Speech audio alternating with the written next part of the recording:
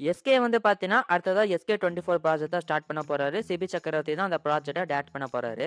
So இந்த படத்துல யார் ஹீரோயின் ரோல் ப்ளே பண்ண போறா அப்படின்னு பார்க்கும்போது, ஆரம்பத்துல இருந்தே பார்த்தீங்கன்னா, ராஷ்மிகா மந்தனா ப்ளே பண்றதுக்கான வாய்ப்புகள் இருக்கு அப்படிங்கிற மாரி தான் நியூஸ்லாம் வந்தது. ஆனா இப்ப பார்த்தீங்கன்னா, ராஷ்மிகா அவர்களுக்கு மேரேஜ் ஆக போகுது இல்லையா? ஸோ அதனால பார்த்தீங்கன்னா, இந்த ப்ராஜெக்ட்ல அவங்க நடிப்பாங்களா, மாட்டாங்களா அப்படிங்கிற கேள்வி ஒண்ணு போயிட்டு இருக்குங்க. ஸோ இப்ப லேட்டஸ்ட்டா வர நியூஸ் என்ன அப்படின்னு பார்த்தீங்கன்னா, ஆக்ட்ரஸ் ஸ்ரீலீலா அவங்க இந்த எஸ்கே 24 படத்துல ஹீரோயின் ரோல் ப்ளே பண்றதுக்கான வாய்ப்பு இருக்கு அப்படிங்கிற மாரி சொல்லப்படுதுங்க. ஸோ ஸ்ரீலீலா வந்து பார்த்தீங்கன்னா, எஸ்கே உடைய பராசக்தி படத்திலயுமே நடிச்சிருக்காங்க. ஸோ அத தொடர்ந்து இந்த எஸ்கே 24 படத்திலயுமே நடிப்பாங்களா, மாட்டாங்களா அப்படிங்கிறது போக போக நம்மளுக்கு தெரிய வரும். என்ன பண்ண போறாங்க அப்படிங்கிறத வெயிட் பண்ணி பார்ப்போம். ஸோ நேத்திக்கு பார்த்தீங்கன்னா, ஆக்ட்ரஸ் பூஜா ஹெக்டேவுடைய பிறந்த நாள். அவங்களுடைய பிறந்த நாள முன்னிட்டு ஜானகன் படத்துல இருந்து பார்த்தீங்கன்னா, ஒரு போஸ்டர் ஒண்ணு ரிலீஸ் பண்ணியிருந்தாங்க. ஸோ பூஜா ஹெக்டே இந்த படத்துல பார்த்தீங்கன்னா, கயல் அப்படிங்கிற கேரக்டர்ல வரப்போறாங்க. அண்ட் ஆல்சோ இந்த போஸ்டர்லயுமே பார்த்தீங்கன்னா, ஜனவரி 9 தான் படத்த ரிலீஸ் பண்ண போறோம் அப்படிங்கிற மாரி கன்ஃபார்ம் பண்ணிட்டாங்கங்க. நம்ம ஏற்கனவே சொல்லியிருந்தோம். இந்த படத்த போஸ்ட்போன் பண்றதுக்குலாம் வாய்ப்பே இல்ல அப்படிங்கிறத சொல்லியிருந்தோம். ஸோ இப்ப மூவி டைமே பார்த்தீங்கன்னா, அது அஃபிஷியலா கன்ஃபார்ம் பண்ணிட்டாங்கங்க. ஸோ இந்த ஜானகன் படம் பார்த்தீங்கன்னா, பிளான் பண்ண மாரி ஜனவரி 9ஆம் தேதி தான் ரிலீஸ் ஆக போகுது.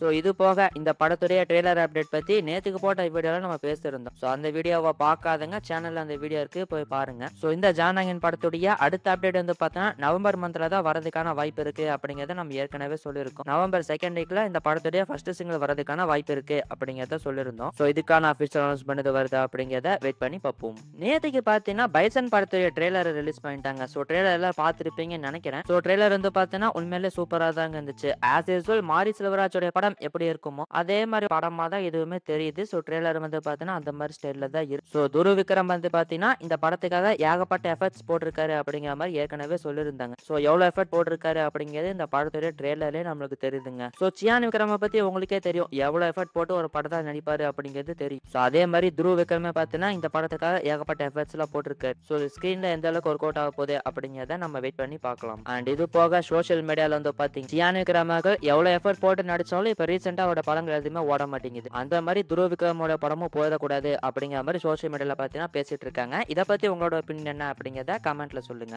ஸோ இந்த பைசன் படத்துடைய கதை எப்படி இருக்க போகுது அப்படின்னு பார்க்கும்போது துருவ் விக்ரம் வந்து பாத்தீங்கன்னா ஒரு கபடி ஆர்வமுள்ள ஒருத்தரா இருக்காரு. ஒரு கபடி பிளேயரா வந்து இருக்காரு. ஸோ துருவ் விக்ரமுடைய அப்பாவா பாத்தீங்கன்னா பசுபதி வராரு. பசுபதிக்கு பாத்தீங்கன்னா இவர் கபடி விளையாடுறது பிடிக்க மாட்டேங்குது. ஸோ இது ஒரு பக்கம் இருக்க, இன்னொரு பக்கம் வந்து பாத்தீங்கன்னா அமீர் அண்ட் லால் இவங்க 2 பேரும் பாத்தீங்கன்னா கேங்ஸ்டர்ஸ் தான் வந்து இருக்காங்க. இவங்க 2 பேரும் பாத்தீங்கன்னா 2 கேங்குக்கு லீடர்ஸா இருக்காங்க. இவங்களோட 2 குரூப்புங்க பாத்தீங்கன்னா அடிக்கடி கிளாஸ் வந்து நடக்குது. ஸோ இப்படி இருக்கும்போது துருவ் விக்ரம் வந்து பாத்தீங்கன்னா இவங்கள்ட்ட போய் வம்பிழு தர்றாரு போல. கபடி விளையாடும் போது ஏதோ ஒரு பிரச்சனை வந்துருது போல. அண்ட் அந்த டைம்ல தான் பாத்தீங்கன்னா துருவ் விக்ரமுடைய கையையுமே அவங்க உடைச்சிடுறாங்க போல. ஏன்னா இந்த ட்ரெய்லருடைய லாஸ்ட் கட்ல வந்து பாத்தீங்கன்னா துருவ் விக்ரமுடைய கை வந்து உடைச்சிருக்கிற மாதிரி காமிச்சிருந்திருப்பாங்க. ஸோ அது வந்து என்ன பிரச்சனை என்னது அப்படிங்கிறது படம் பார்த்தா தான் நம்மளுக்கு தெரிய வரும். ஸோ இந்த சம்பவம் நடந்ததுக்கு அப்புறமா பசுபதி வந்து பாத்தீங்கன்னா இவர் கபடி விளையாடுறதுக்கு அலோவ் பண்ணிடுறாரு. இதுக்கான டயலாக் கூட பாத்தீங்கன்னா ட்ரெய்லரோட லாஸ்ட்ல வந்து வரும். ஸோ அதுக்கப்புறம் துருவ் விக்ரம் வந்து இந்த கபடி போட்டியில ஜெயிச்சாரா இல்லையா, அந்த கை உடைச்சவங்கள ரிவெஞ்ச் பண்ணாரா இல்லையா அப்படிங்கறதான் படத்துடைய கதையாக இருக்கும்னு நினைக்கிறேன். ஸோ அப்படிதான் இந்த படத்துடைய ட்ரெய்லர்ல வந்து காமிச்சிருக்காங்க. ஸோ இந்த ட்ரெய்லர்ல நிவாஸ் கே பிரசன்னா அவருடைய மியூசிக் வந்து பாத்தீங்கன்னா சூப்பராகவே இருந்துச்சு. ஸோ ஓவரால் ட்ரெய்லர் வந்து பாத்தீங்கன்னா சூப்பராகவே இருக்கு. ஸோ நீங்க இந்த பைசன் படத்துடைய ட்ரெய்லர் பார்த்துட்டீங்களா? அப்படி பார்த்துட்டீங்கன்னா உங்களோட ஒப்பீனியன் என்ன அப்படிங்கறத கமெண்ட்ல சொல்லுங்க.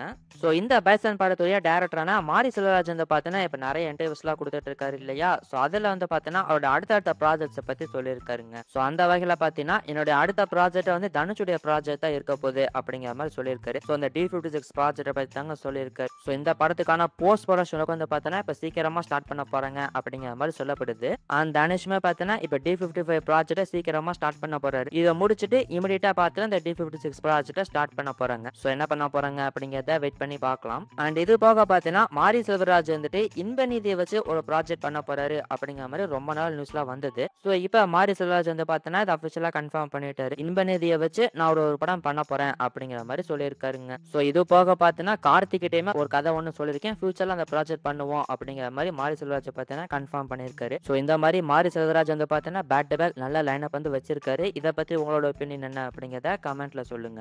ஆக்டர் சல்மான் கான் வந்து பாத்தீங்கன்னா சிக்கந்தர் படத்துக்கு அப்புறமா ஏகப்பட்ட அடிகள்லாம் வாங்கிட்டாரு. ஸோ இதுக்கப்புறம் என்ன படம் பண்ண போறாரு அப்படின்னு பார்க்கும்போது இப்ப பாட்டில் ஆஃப் கல்வான் அப்படிங்கிற படத்தில் நடிச்சிட்டு இருக்காரு. ஆல்மோஸ்ட் அந்த படத்தோட ஷூட்டிங் வந்து பாத்தீங்கன்னா முடிய போகுது. ஸோ இதுக்கப்புறமா அவர் பண்ண அப்புறம் ஒரு ப்ராஜெக்ட் பத்தி ஒரு அப்டேட் ஒன்று கிடைச்சிருக்கு. ஸோ அந்த வகையில பாத்தீங்கன்னா தெலுங்கு டேரக்டர் வம்சி பட்டிபள்ளி அவர் வந்து பாத்தீங்கன்னா இப்ப ரீசெண்டா சல்மான் கான் கிட்ட ஒரு கதை ஒன்று சொல்லியிருக்காரு. அண்ட் அந்த படத்தை பாத்தீங்கன்னா தில்ராஜு ப்ரொடியூஸ் பண்ற மாதிரி இருக்காரு அப்படிங்கிற மாதிரி சொல்லப்படுது. ஸோ இப்போதைக்கு பாத்தீங்கன்னா இந்த ப்ராஜெக்டான டிஸ்கஷன்ஸ் வந்து போயிட்டு இருக்கு அப்படிங்கிற மாதிரி சொல்றாங்க. ஸோ ஒருவேளை சல்மான் கான் ஓகே சொல்லிட்டாரு அப்படின்னா இமீடியட்டா அந்த ப்ராஜெக்ட் வந்து ஸ்டார்ட் பண்ணிருவாங்க. ஸோ இதுக்கான அஃபிஷியல் அனௌன்ஸ்மெண்ட் இது வருதா அப்படிங்கிறத வெயிட் பண்ணி பார்ப்போம். டைரக்டர் அட்லி வந்து பார்த்தீங்கன்னா இப்போ AA22 ப்ராஜெக்ட் தான் எடுத்துட்டு இருக்காரு. ஸோ இந்த ப்ராஜெக்ட் எவ்வளோ பெரிய பட்ஜெட்ல எவ்வளோ பெரிய படமா உருவாகுது அப்படிங்கிறது உங்களுக்கே தெரியும். ஸோ இதுக்கப்புறமா அவர் பண்ண போற ஒரு ப்ராஜெக்ட் பத்தி ஒரு அப்டேட் ஒன்று கிடைச்சிருக்குங்க. ஸோ இது வந்து பார்த்தீங்கன்னா இதோட பெரிய ப்ராஜெக்டா இருக்கும் போல. ஸோ அந்த வகையில பார்த்தீங்கன்னா ஆக்டர் யஷ்ஷை வச்சு ஒரு படம் பண்ண போறாரு அப்படிங்கிற மாதிரி சொல்லப்படுதுங்க. ஸோ இப்போ ரீசெண்டா அட்லி வந்து பார்த்தீங்கன்னா யஷ் கிட்ட ஒரு கதை ஒன்று சொல்லியிருக்காராமா. ஸோ இப்போதைக்கு இந்த ப்ராஜெக்டான டிஸ்கஷன்ஸ் போயிட்டு இருக்கு அப்படிங்கிற மாதிரி சொல்றாங்க.